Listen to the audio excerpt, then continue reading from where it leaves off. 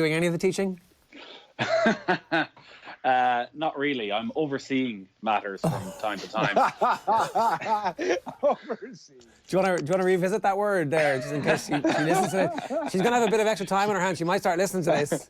She's literally in the next room, so I will very much be watching what I'm saying.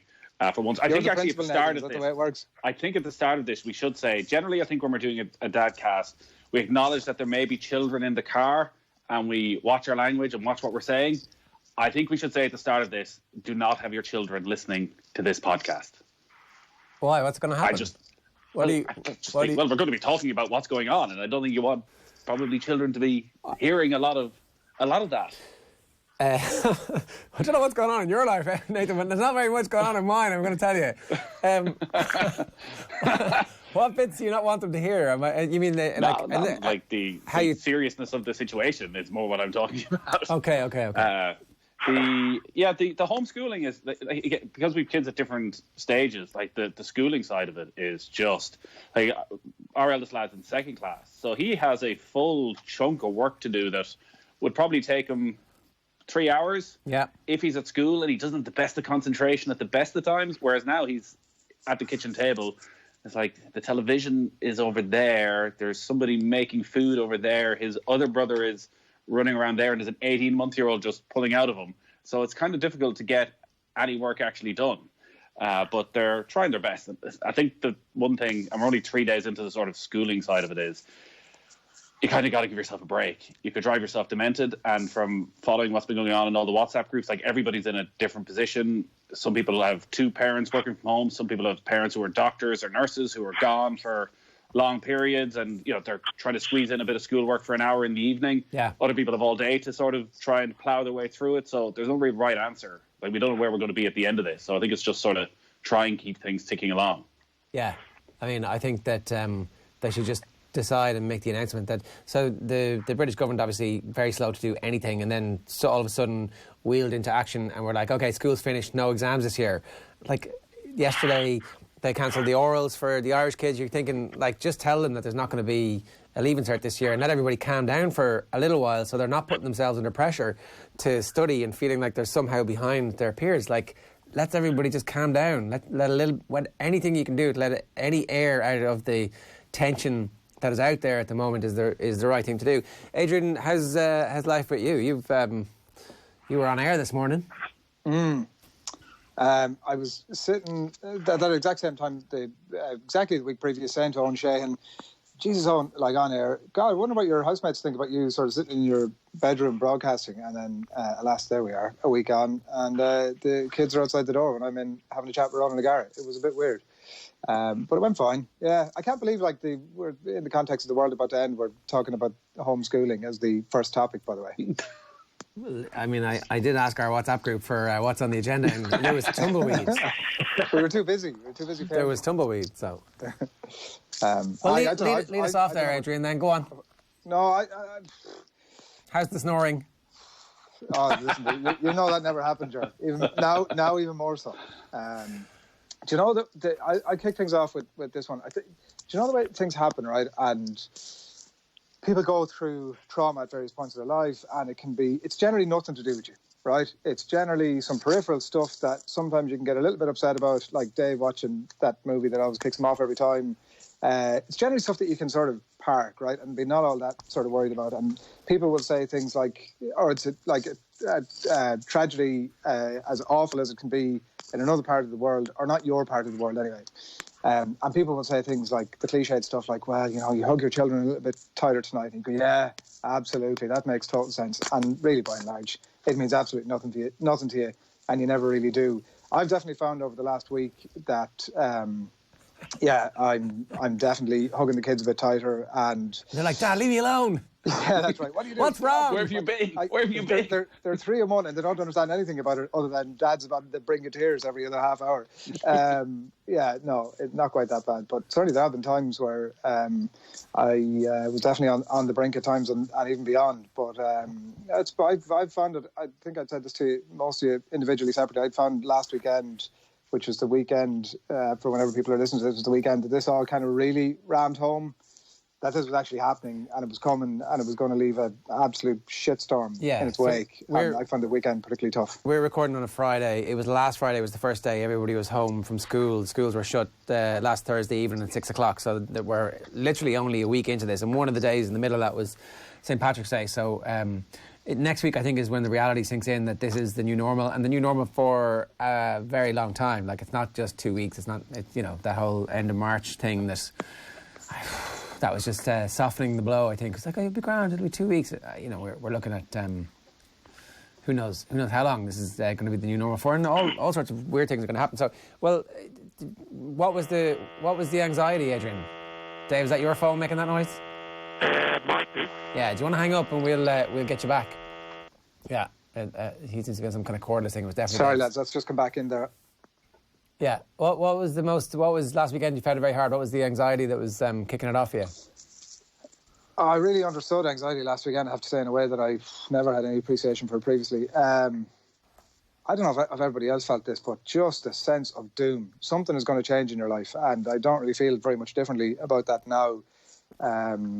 Other than I'm in a bit of a routine of doing things, and the kids are in a bit of a routine. Myself and my wife are getting to. We're both working full time from home, obviously, and managing the kids and everything else that goes with that. And like Nathan made the point during the week, it's not wartime. We're being asked to stay at home with our kids, and you get on with it, and it's absolutely fine in that context. But it's hard to avoid the fact that something or somebody somewhere in your life. This situation is going to change. You potentially lose somebody. You have, obviously, I have parents in the mid-80s. You're thinking about yourself. You're thinking about your kids. You're thinking about the impact on them. Like, even micro stuff like, if my kids are 3 and 1, they don't really understand what's going on. But the routine of the 3-year-old going to Montessori, who you can hear probably wailing in the background now, and his mates and the routine of that, like, you're grieving a little bit for that too, because when is that coming back? So, yeah, probably 100 little things and some big things all mashed into one, I guess. Yeah. I think everybody admitting that they're feeling that way is the first step to everybody actually going, I think everybody feels that, like, is the first thing. And I think having those conversations with your friends and with your family and saying, yeah, it does look pretty bad, doesn't it? What are we going to do? Because everybody's going to lose it at some stage or another. That's the whole point. And it's just trying to make sure that the person you're speaking to isn't also losing it at that same moment. It's like, are you, can I just lose it with you now for a few minutes here? Yeah, fine. Like, I think that's the key to all of this, that everybody hits the certain elements at a different stage. Yeah. I think I was very much an early adopter to this, because on Wednesday a week ago, which I think was the night of the Liverpool Atletico Madrid match, I was literally watching it going, like, what is the point? What is the point? Like, this Champions League is never going to be finished. If they'd won, you would have been different though, right? If they'd won. What is it? I was thinking, this is an appropriately brilliant game of football for football to just finish with for the next year. And I was in, very similar to Adrian, that huge anxiety and stress for sort of Wednesday, Thursday, Friday. And my wife wasn't. And I was kind of going, oof.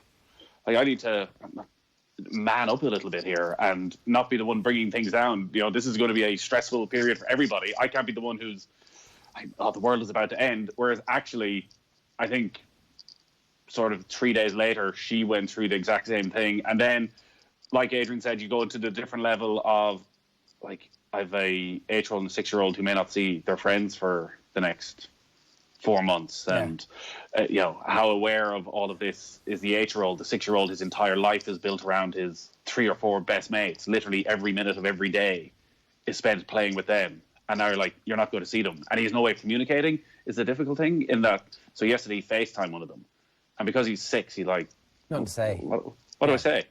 Well, they're like, write a list of questions for next time. Yeah. Yeah, I think your mic is just hitting off your beard there, Nathan. Dave, what about you? What are your anxiety levels like?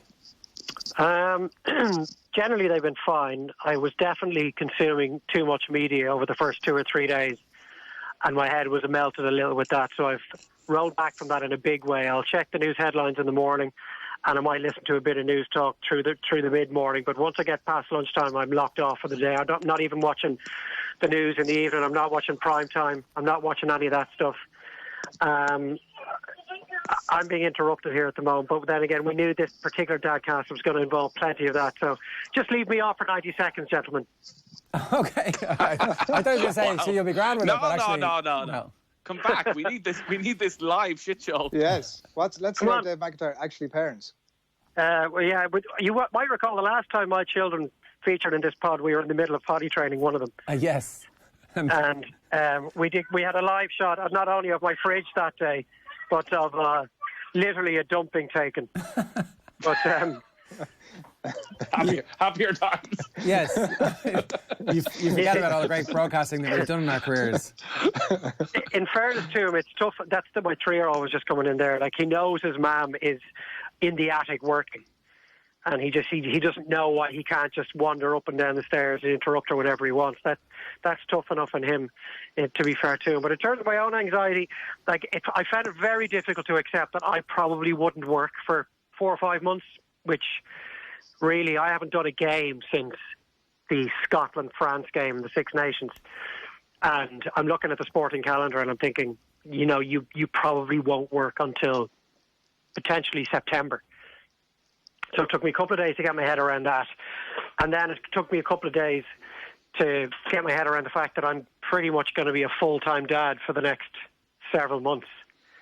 That's a huge thing. Even little micro things like, well, what are we going to feed them? We have the discussion every morning. Well, what will we give them for their dinner? Because ordinarily, outside of school holidays, they get fed their dinner 4 days a week by the childminder or at creche. Suddenly I have to figure out, geez, I need to put a main meal on the table 7 days a week. That is not something we have ever had to deal with. I would say trying to get enough fresh air, trying to limit their screen time, although the shackles have been well and truly taken off in that regard. As Nathan said, you have to give yourself a break. Like, you can't be worrying about the fact that they're watching too much TV or too many movies or playing too many games, because you have to get from one end of the day to the next. Everyone cooped up and sitting on top of each other. So those two things have been the hardest part for me. Overall, in terms of fearing the worst, I'm just trying to take our family's responsibilities as seriously as we possibly can. Social distancing is very much to the forefront. Every time we're out, we're never within 3, 4, 5 metres of anybody else. We haven't seen the grandparents until actually today, where we went to the park for 2 hours this morning. And although they are 3 and 5, they are getting the idea they can't go up to their nana and granddad. So they have been staying 3 to 5 metres away from them at all times, and no hugs and none of that kind of thing. Yeah. So you've actually seen your grandparents from a distance. That's not bad. Yeah, we met my parents today in Phoenix Park. We spent 2 hours with them, and it was great. And Nice. It proved to us and to them, I think, that you can see your grandchildren if it's done in the right way and it's done in a conscientious way. So we were on a football pitch kicking the ball around for 2 hours, and they were nowhere near the lads for any of it. And yeah, we could still chat and we could still laugh and we could still play. And it was like old times, apart from the more intimate stuff where you think, the lads jumping into their arms or holding their hand as they were walking around playing hide and seek. That just, as soon as you get your head around that part of it, you can spend time with your grandparents. The children can. I even saw a couple of pictures online of a guy on his phone to his dad who was the other side of the window. And, all that stuff is so important. Yes, their safety and the people who are potentially the most vulnerable to succumbing to this, it has to be taken so seriously. But there isn't an absolute cast iron need for them to be isolated 100% from the people that they love. It's possible to do it in a 100% way, 100% safe way. People need to get that, while at the same time making sure that they are doing their bit for their family and for their friends and for the country. Yeah, the cocooning is going to come, and at that point maybe they'll probably put an end to that kind of stuff. It's hard to know exactly what is next, but certainly there is the bang of this is going to get a whole lot worse before it gets better. That sense is that, like, it's next week and the week after are going to be the really bad weeks, and then, fingers crossed, we begin to see some amelioration in the entire situation after that. So what is everybody doing? When you were talking about FaceTime and mates, there was our 5-year-old had a Zoom session with her class this morning, and it was wild. It was like 40 minutes, but eventually somebody had the good sense to go, right, I'm just going to take over here. If everybody could mute their phones, and then we'll just call on one to say hello. And that was the first one. We'll obviously hopefully do one next week at the same time, and then it just becomes once a week they get to see each other, and they kind of A lot of them had been a bit more creative and busy than we had in our house. Some of them had been doing stuff and learning songs, and I was like, oh, right, okay. We could do a bit of that. But that was at least, there was like a morale boost from that perspective for the kids, because the socialisation of the kids, like, they're all going to have to learn how to speak to each other again at some point. Yeah, that's going to be a really difficult thing. And I think, again, like, it's giving yourself a break when it comes to what other people are doing, because like your situation in your house is very different to what some people have. Some people luckily do have a lot of time. Well, maybe unluckily, maybe they've been let go for them jobs and there's 2 of them at home with unfortunately no work to do and can plow all their time into making sure the kids are doing everything right and spending lots of time, whereas other people can't. But yeah, that sort of interaction is going to be very difficult. Like, we've been sort of using Zoom a lot for sort of family conferences and things like that. We haven't actually gone out to, well, we won't go down to my parents, who I think will manage to occupy themselves. But to my wife's mother-in-law, we were sort of thinking, do we do that sort of drive-by? Hello. Does that do was more? That them? No, I think it was. No, that wasn't. Does that do more harm than good? Like the sadness that develops after that they can't do what they want to do, and I don't know. There's no real right answer. But tonight we're doing a Zoom quiz with some of our mates. Right. Grown-ups. And the drinking. Grown-ups, yeah, right. Drinking. 9:30. The 3 losing teams have to drop a bottle of wine over to the winning team's house. Oh, right. So there's danger money involved. Yeah. Yes. But how is the winner? I think it's more. Yeah. The loser should have stuff dropped. The loser. Yeah. Yeah. Very true. Very true. I did tell you. I think I've told the story of getting my wife to get the wipes to the bottle of red wine that I brought home last week. No, go on. What was so I'd gone to the shop, so I'm very much shopping local now. So go to the butcher's where everybody is actually properly socially distancing themselves, and there's a big long queue, and there's a couple of meters between everybody, and they let one person at a time. And then I went into the shop next door. A 20-year-old, I'm going to say he's 20, no gloves on, no nothing, just takes the bottle of wine from me. I'm like, what are you doing? Scans it. I'm like, bloody hell. So obviously I have my gloves on because I'm not an idiot. So I come back and I'm weighing up all the various, like, how insane have we got? Or maybe not insane. So I just said to my wife, I held the bottle of wine. She got the wipes, gave the bottle of wine a good clean so we could relax for the evening properly. Yeah. Can we have a good 10-minute rant about teenagers and millennials at some stage? Go for it there. Go for it there. Oh my God. I mean, can I just say spring break looks fucking awesome. It looks fucking awesome. I would love to have been smart enough to have discovered this when I was at the right age to go and have the crack in Miami or wherever it was. I'm very, very, very, very jealous. That's my overriding. It's like, look, people are doing what they're allowed to do, you know? Like, everybody always does what they're allowed to do. We all push the boundaries of what we're allowed to do to the very edge and go, oh, am I going to get away with this or not? So that's human nature, and not understanding that is actually on the people whose job it is to set policy. No? Yeah, absolutely, and like that's why we're probably going to be heading to some sort of a lockdown situation over the coming weeks. And listen, I'm not a parent of teenagers, and I would imagine it's an absolute nightmare to be a parent of a teenager right now and trying to stop them doing anything, and the boredom threshold. But I think parents of younger kids seem to generally be very, very responsible. So like, we go down to the park and have a game of football, and obviously all the playgrounds are closed. But then you're looking in at the playground and it's full of teenagers. And you're like, and kids are like, why can't I go in there? It's like, well, because it's closed, because you're not allowed to get near anyone. Well, they're jumping all over each other. Like, oh my God. God damn them. Yeah, assholes. They're assholes. Yes. Yeah, I think people in their late teens, 20s, like their parents have an impossible job, an absolutely impossible job. I'm not ever going to judge the parents of a 16 or 17-year-old who's knocking around with his mates, because how do you keep them cooped up inside? It must be so difficult. I feel blessed that my kids are 3 and 5 and they still do what I tell them to do. Or I can just lock the door. Pay for a subscription to Pornhub, and it was free in Italy for a month, and just say, look, it's grand. Just, keep the sound down. We don't need to hear when it's going well or how well it's going. You'll be grand. Just stay in that room and don't leave it for the next month, right? I know you've got plenty of practice. This is your time to shine, baby. This is the whole reason that you've learned those skills over the last Dave is like, Pornhub is free for a month. Only in Italy. Only in Italy. Well, I'm like, just what do you think wondering I've been doing for the why last that week? wasn't one of the first messages that Simon Harris was delivering on primetime the other night. Yeah. Should have been top of the agenda.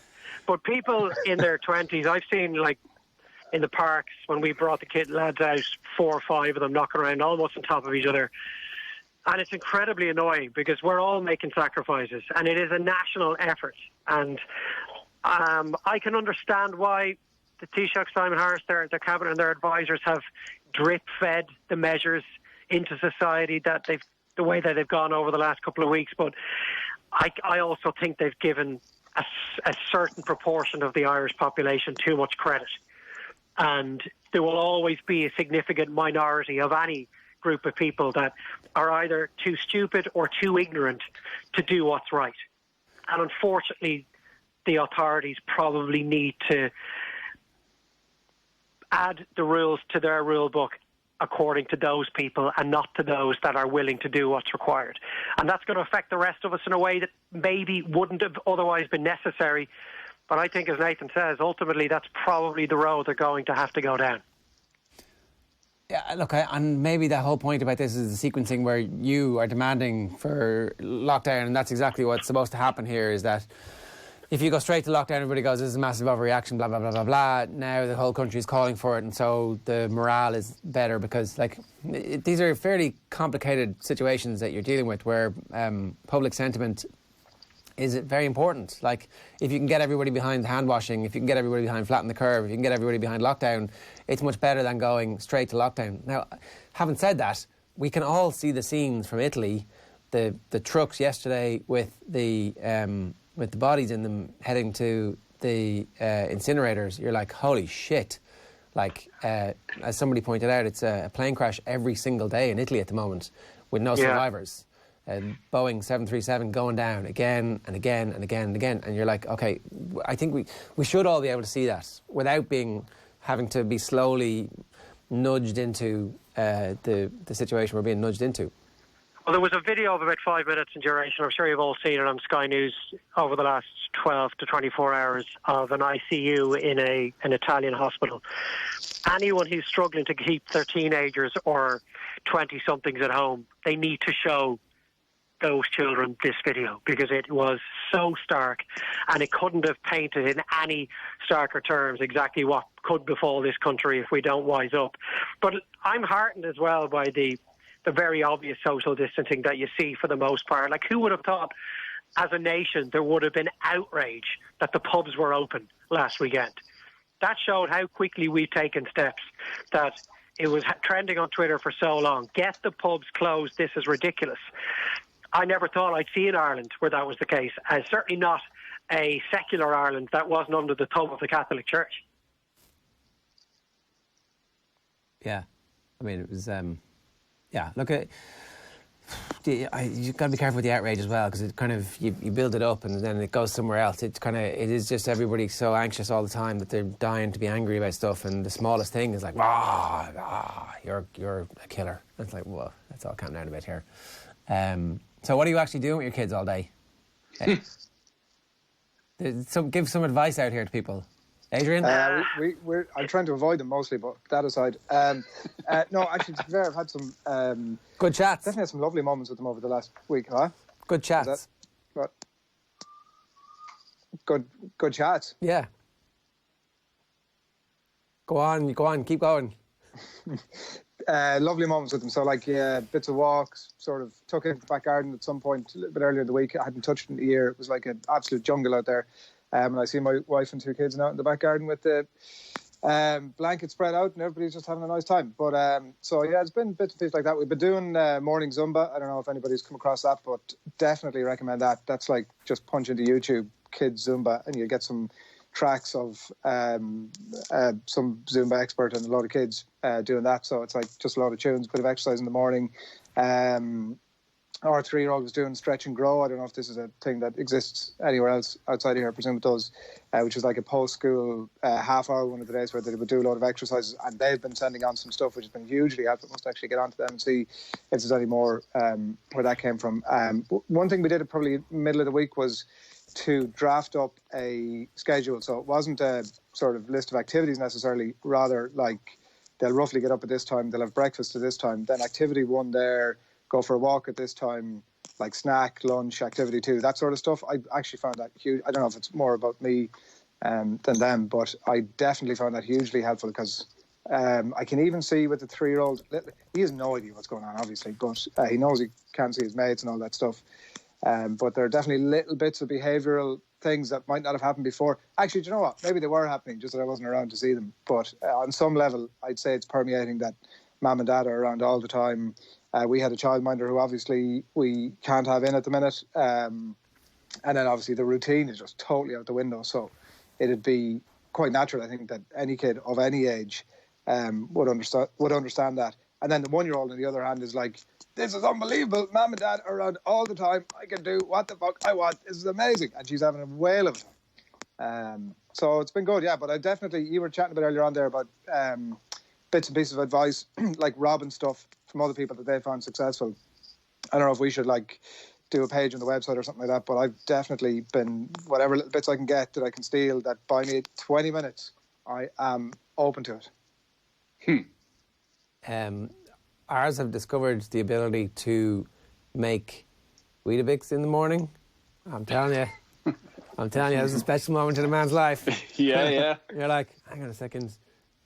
I kind of fell asleep there.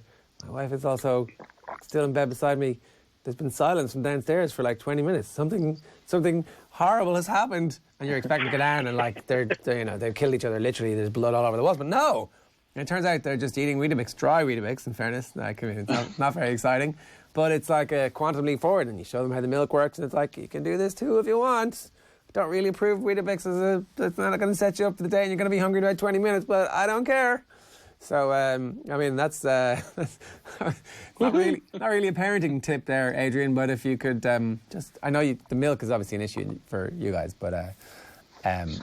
The one thing I would say that I've noticed between the two of them is they haven't started doing any of that yet, and there's no chance of it happening anytime soon. Your man has started to, so the odd occasion that obviously, there was one point in the week that I lost the rag in a way that I wasn't proud of myself at all. But on the odd occasion that I'd be, sometimes you have to be a little bit sort of more forceful with them or whatever, or a bit like play back hop a little bit. And I've noticed that he now starts in, and I think I remember one of you guys talking about this previously. He kind of jumped in with the, oh, no, Annie didn't mean that, did it? And I'm like, all right, see what's going on here. I see what's happening here. She did mean it, by the way. Yeah, I've noticed. Yeah, well, yeah, she'd fire something, she'd fling something across the room, she'd know what's going on. And I'd be saying, no, you're not to do that. And he's like, no, that sort of behaviour is fine. Obviously, just clearing the way so that when he goes to fling the same thing across the room a bit later, everything's good with the world. Yeah. Nathan? I think... well, as someone who's married to a teacher, while obviously there was great sadness of what was happening, the possibility of doing daily timetables and planners is something I think that seems to excite every teacher. Dear God, the effort that goes into the daily planner. So that was like day one. Day one. This is set in stone pretty much. That goes into the daily planner. Oh, it's brilliant. That doesn't sound like you're complimenting your wife. No, I 100% am. Like there's again, it's flexible. Like there's no times on it, so we will do things in this order and trying to build in as many breaks as possible. And again, because there's 3 different stages, the older lad has quite a bit of schoolwork. The younger lad has little bits of schoolwork and gets that done, and then tries to go out the back and play. The biggest problem with him is he doesn't like playing by himself at all. He wants his brother with him, or obviously he wants his mates with him, which means when he's by himself, it's like just pulling and dragging out of you all day. It's like, come on, please. If there's one thing we need to teach him between now and the end of this, it's to be able to just go out the back and kick the ball by himself. Yeah. He just wants to be tackling someone all the time. Be a loner, son. Be a loner. Yeah, exactly. The 18 month, I think just thinks this is the greatest time of her life. Like, yeah. Everybody is at home all day, every day. But same thing, they're doing little exercise things. There's a girl in the local Lego club who sends out a Lego task every morning. So they literally wake up and that's the first thing they want to see. And then at lunchtime they'll go and they'll build that and they'll WhatsApp in their picture and she'll reply and tell them they're great and it makes their afternoon. So there's quite a bit of that. Getting out every day, playing a bit of football, trying to restrict screen time, but not very successfully. Yeah. And that's also difficult because the oldest lad does everything on laptop. most of their schoolwork is through a laptop. So Right. it is difficult enough. Best piece of advice I heard was it Shea Serrano talking to Bill Simmons, was to any young men out there who are quarantined with your significant other, don't get bored and engaged because you were bored. an excellent piece of advice. No quick engagements which are just like, oh, you know, you've talked your way through all the fights and all the good times and all the bad times, and you come out the other end of it and you go, oh, why don't we just get married? A little bit like what happens in The Sopranos. And the other thing, which has just gone completely out of my head, Jesus Christ, it's the nappy brain.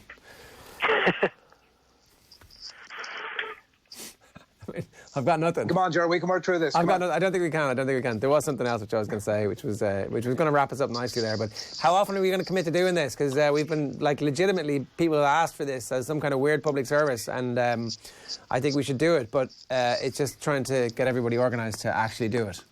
I think we need our listeners to send in their 20-minute tips. 20-minute tips, yeah. Yeah, we'll take all of those and hit us up left, right and centre on Twitter, Facebook, wherever it is you're watching us, with all of those little bits and pieces constantly, because I for one, will definitely eat them up. But I'm going to quote Ronan O'Gara from OTBAM this morning. He was talking about Dadcast. I mean, it's reached that level of popularity. He said that we need to get on this in a big way, that sales will be through the roof. So, I mean, there should be no other reason to get on it. Let's put a bit of planning into the next one. Yeah. Any planning would be... it would be a significant diversion from how we did this in the past. But, well, look, it's good to talk to you, and I hope you're all doing all right. Like, legitimately, normally I'm like, I wish you well, but I don't really. But now I actually do. I wish you all... Yeah. I wish you all very well. And, Dave, what are you cooking for your family tonight? Because every single meal that we've thought was like a safe staple, at least I'll get some food into them this time, they've been like, nah. Yeah. Well, I know 100% that I'm going to leave the room here, and I'm going to walk out to 2 plates with the same amount of food on it as I left half an hour ago. There's no question that's going to be the case. But I'm trying to get their dinner into them now, because it just takes a bit of pressure off them later. But some mashed potatoes, some chicken and some beans is what I hope they're eating. All right. About 10 metres from me at the moment. But look, my big tip before we go, there should be two parts of the day that are for outdoors. Get them out of the house for 2 hours a day on 2 different occasions. Let the screens happen in the morning, in the night time, and the rest of the time should just be spent playing, building, wrestling, eating, sleeping, and kicking something around, whether it's your little brother or a football. You'll get through from one end of the day to the next, and the weeks will roll into the next, and Sunday will come through all of this, and all the Dadcast listeners, they just need to hang on in there.